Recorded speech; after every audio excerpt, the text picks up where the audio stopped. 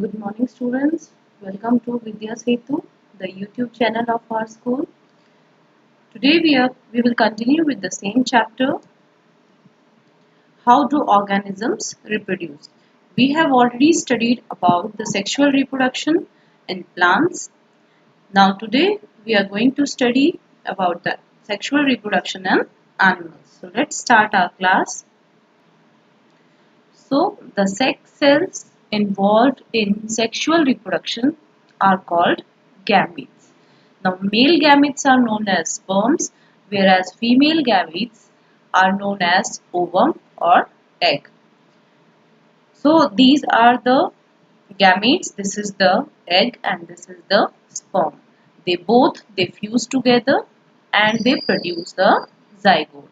So this process of fusion of male gamete and female gamete to form zygote during sexual reproduction, this process is called fertilization. What actually happens in fertilization? The nucleus of ovum, it is fused with the nucleus of sperm. This is the sperm, this is the nucleus present in the sperm. Now whenever fertilization takes place, the male, that the sperm nucleus, it fuses with the nucleus of egg and zygote is formed. Now fertilization, it is of two types: internal fertilization and external fertilization. Internal fertilization is the fertilization which occurs inside the female body.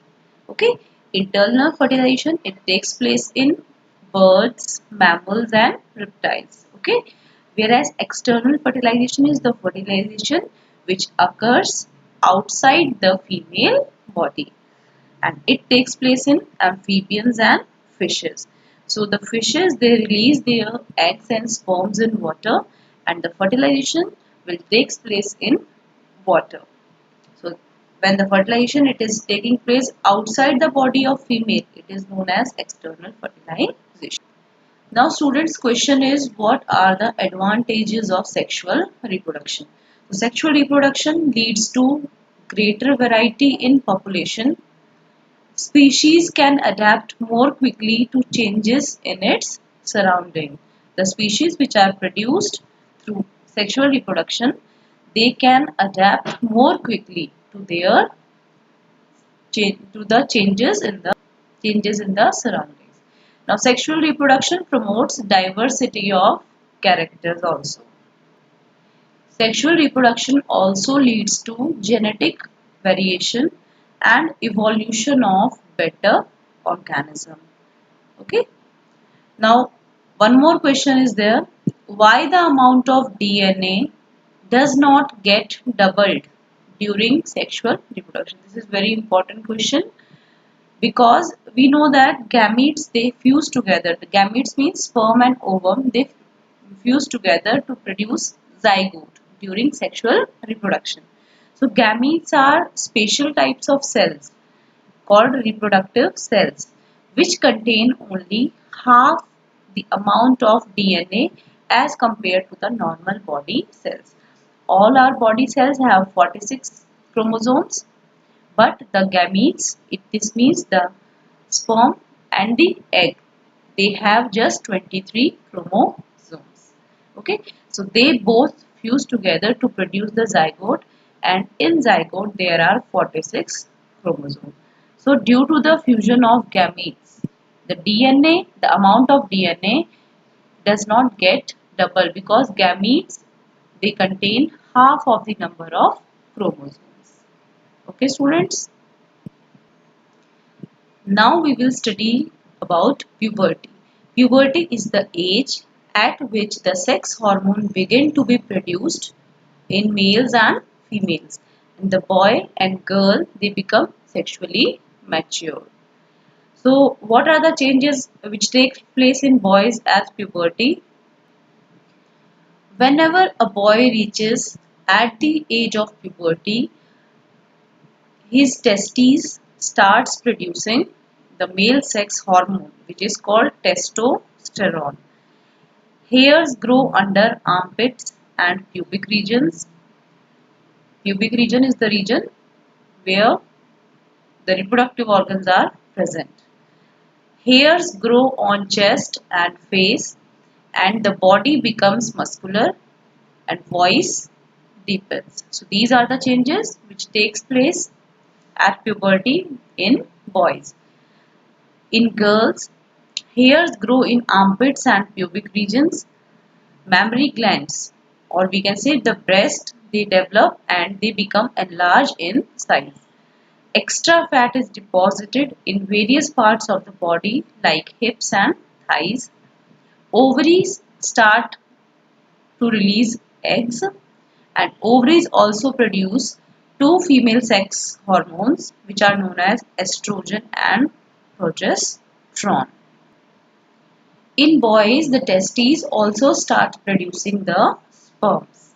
At puberty, these are the changes which takes place in boys and girls. Students, now we will study about the male reproductive system. So the various parts of male reproductive system are testes, scrotum, epididymis, vas deferens, which is also known as sperm duct, seminal vesicle, prostate gland, and penis. Now here is the diagram of male reproductive system. This is testes. It is present in a muscular bag-like structure which is called scrotum. This is epididymis. Now this tube-like structure which is brown in color, it is known as vas deferens. This is seminal vesicle and this is prostate gland. Now this structure is known as penis. Testes is the primary reproductive organ, and the function of testes is to produce sperms and to produce male sex hormone which is known as testosterone. Function of scrotum. The scrotum is a small muscular pouch containing the testes. Okay. Epididymis, it is a coiled tube-like structure, and its function is to store the sperms temporarily. So temporarily storage of sperms, it takes place in epididymis.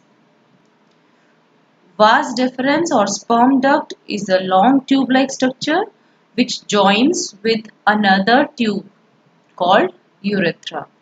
And seminal vesicle and prostate glands. These are the glands which add their secretion to the sperm. So these glands, they release some material which helps in easy movement of sperms. So the function of seminal vesicle and prostate gland is to produce the secretions, and these secretions, they provide nutrition or nourishment to the sperms, and it also make their further transport easy. So this was about the male reproductive system. Now we are going to study the female reproductive system. So students, the main parts of female reproductive system are ovary, fallopian tube which is also called oviduct, uterus and vagina. This is the diagram of female reproductive system. This structure is known as ovary. It is called the funnel of ovary. It helps in the catching of eggs which are produced by the ovary every month, which are released by the ovary every month. Now this tube-like structure, it is known as fallopian tube or oviduct. This structure, this portion is known as uterus, this is cervix, and this portion is known as vagina. Now ovaries are the primary reproductive organs in females. The function of ovary is to produce eggs and to produce female reproductive hormones which are estrogen and progesterone. Fallopian tube is a tube-like structure, and its function is to initiate, or we can say to provide space for fertilization. So fertilization takes place in the fallopian tube or oviduct. Uterus, it is a bag-like organ, and the function of uterus is implantation and growth and development of fertilized egg. Vagina is a tube-like structure, and it is also called birth canal. So this was about the female reproductive system. Now let us study the fertilization, process of fertilization and development of embryo in case of humans.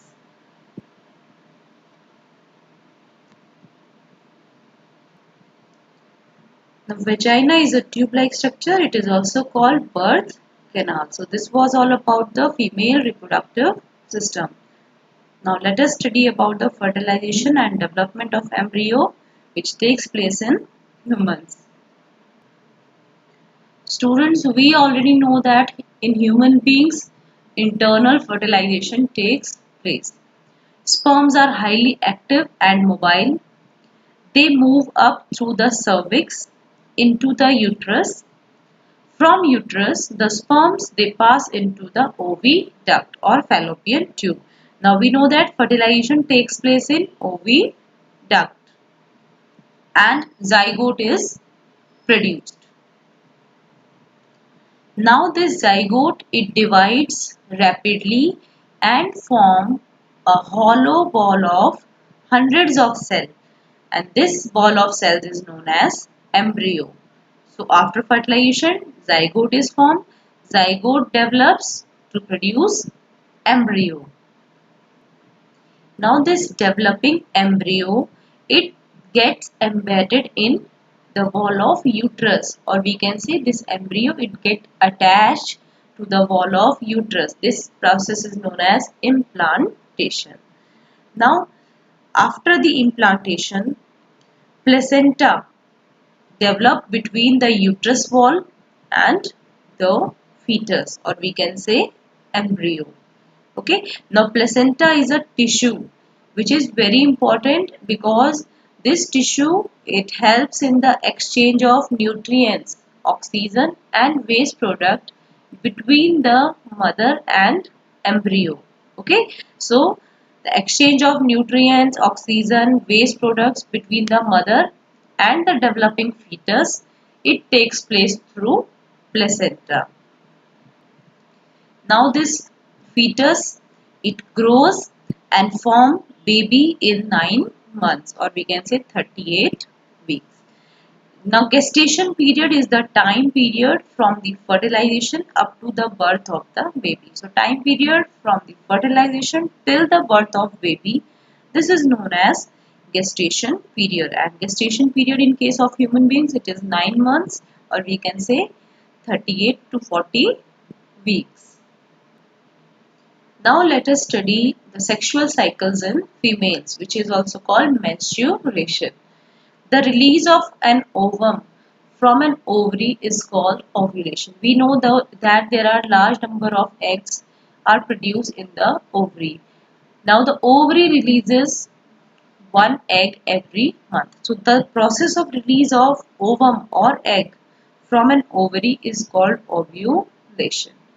Sexual cycle in females is called menstrual cycle.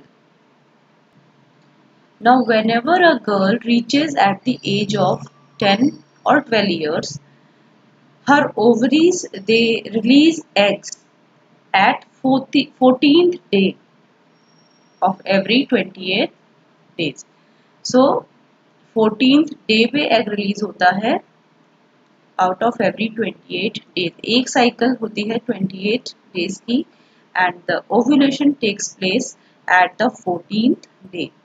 Now before ovulation, the uterus lining becomes thick and spongy, containing a lot of blood vessels, because we know that the function of uterus is to implant the embryo. So the lining of uterus it becomes thick and spongy so that implantation can take place and the embryo will develop safely. Now if fertilization takes place, then zygote is formed. Zygote will develop to form embryo. Embryo will develop to form fetus, and at last, baby is formed from the fetus.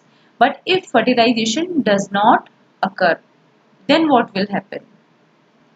Students, if fertilization does not occur, the thick lining of uterus it starts breaking down and the bleeding starts. So this is known as menstruation. menstruation, or we can also say periods. Now the first occurrence of menstruation or periods at the age of puberty, it is known as menarche, and menarche generally starts at the age of 10 to 12 years, and the permanent stoppage of menstruation in a woman is known as menopause, because as the age of the woman increases, her ovary does not release the eggs. So this process is known as menopause. When egg is not released, menstruation will not take place. So menopause, it occurs at the age of 45 to 50 years. Okay, students. Now we will study some birth control measures. So the prevention of pregnancy in a woman is called contraception. Now there are various methods to prevent the pregnancy. The following methods are: first one is the barrier method. So in barrier method, the physical devices such as condoms and diaphragm, they are used. Condoms are used by males, whereas the diaphragm, it is used by the females. Now chemical methods, some pills are used. These pills include the oral pills and the vaginal pills. The main purpose of the barrier method or chemical methods, or we can say the methods of contraception, it is to prevent the fertilization. If fertilization will not take place, then zygote will not be produced and ultimately baby will not be formed. So the basic purpose of birth control method is to prevent the fertilization. Next method is the IUCD, intrauterine contraceptive device. So in this, copper T, it is used inside the uterus.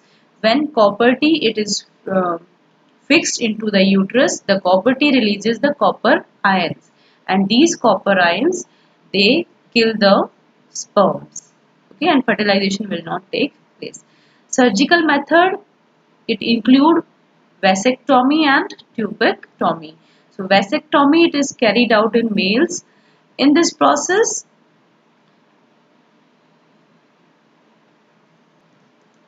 in the procedure of vasectomy, a small portion of vas deferens, or we can say sperm duct, it is cut and tied so that the further transport of sperm will not take place.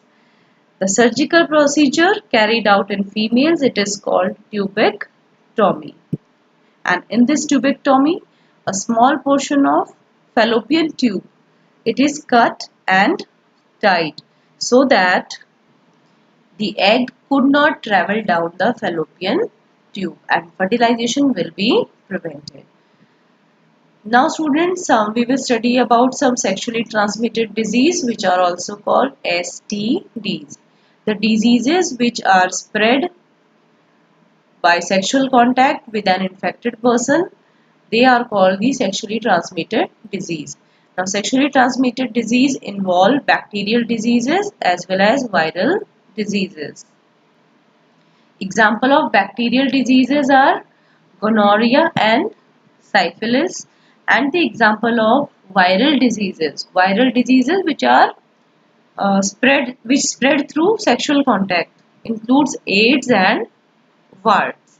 So student, this was all about the sexual reproduction in case of animals. I hope you all have understood the chapter well. Thank you for watching. See you in the next class.